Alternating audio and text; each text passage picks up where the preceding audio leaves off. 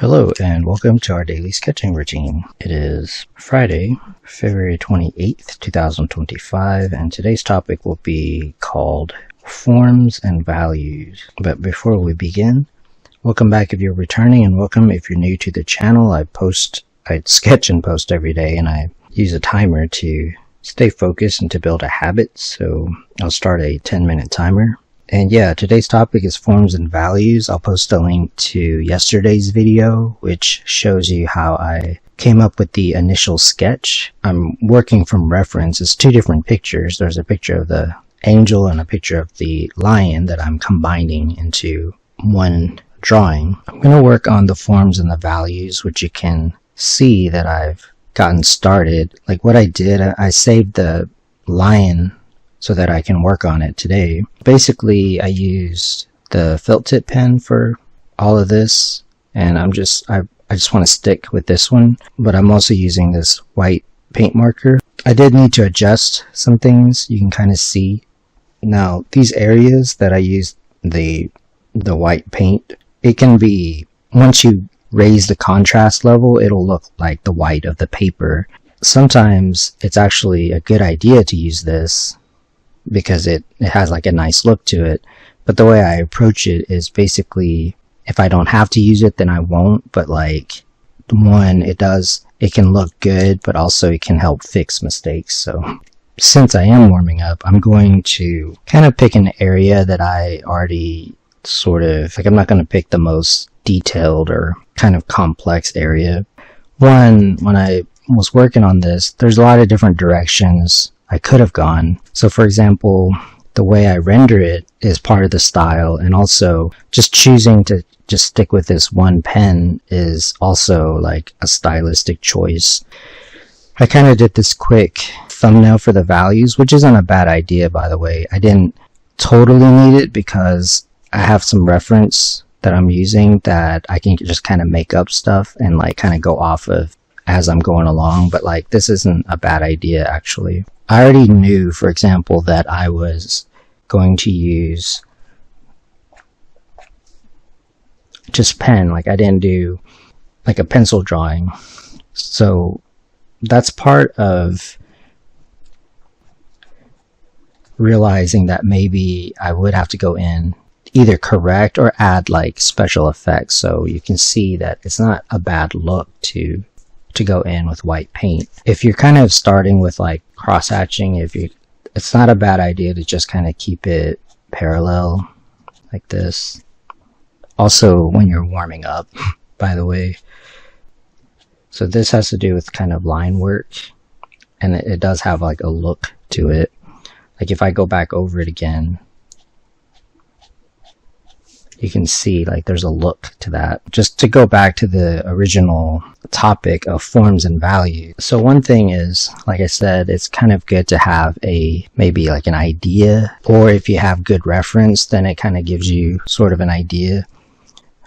But like a lot of times reference won't be exactly. So you can still kind of see, for example, like the main light and shadow. Again, if you have reference, then you can kind of squint at if you can turn it into black and white, that's good too, if you're using like a pen and ink technique. So notice that to get warmed up and to kind of get it started, part of this is because I have this to kind of look at. So this is like the mid-tone. Notice that I'm sticking with the sketch. So I call the initial, like the underdrawing, or like the sketch is what I call it. And that's why the sketch is important, because if you're trying to do a lot of the drawing right here, if you're trying to figure out, for example, the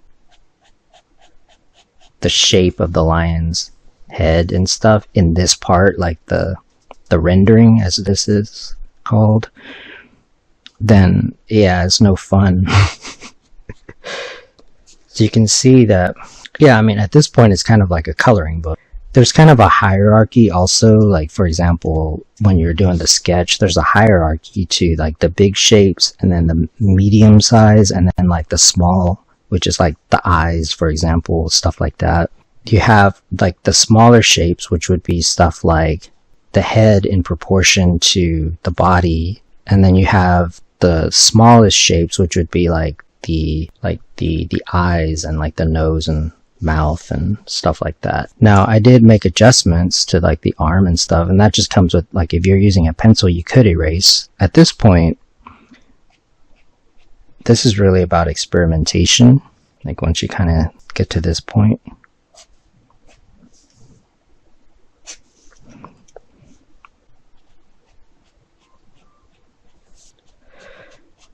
So, for example, I could go in and do this and just make it look like shadow, but it's because the drawing is correct, which is why I can get away with doing that and not make it look like I'm just hiding it, hiding like a bad drawing.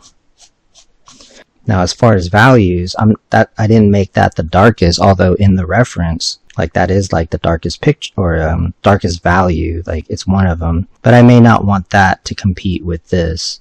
I would actually spend as much time as I needed to getting the drawing to be correct. This is just kind of decoration, like this, the rendering part. So just to go back to the idea of, so the forms are coming from the angles, and then the values are, depending on the style you use, you could use like a marker or paint or something like that. But the main thing is, I'm putting down the midtone first, using this as a guide. I already knew, for example, like this was going to have some dark, like the darkest, meaning black, because I'm using ink. I already knew that this was going to be the focal point, and that was going to be the thing that led the eye through the picture. So I'm going to switch back and forth between this and then like the line, because I want to, again, that's what the thumbnail is for. Depending on the tool that you're using, it could just be the line weight that does it. It's not just about going in and outlining everything, although you could. I mean, if that's what you're going for. So to go back to like the values, so that's a value, and then the white. So just to get started, that would be a good sort of figuring out. So like here it's just black and white. So some things, if you want to just fix, you could fix this, because in the areas with the light, I may not necessarily want to outline it because it might look more like light. So don't be afraid to either fix or clean up the drawing. That's what white paint is for. But yeah, I mean, if I really wanted to just kind of fix some lines, I can. There's other concepts. So for example, I guess it's called like the core shadow. So if we're going to talk about like form, if we're going to talk about form, you could have the reflected light, but I would build it up gradually.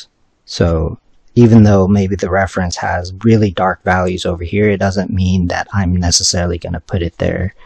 So it's all these little parts that go into it, into the decision-making process. So for example, it's two different pictures, so it's up to me to sort of decide, well, are we going to, like, how blended will this area be? And that's part of kind of taking your time and planning it out.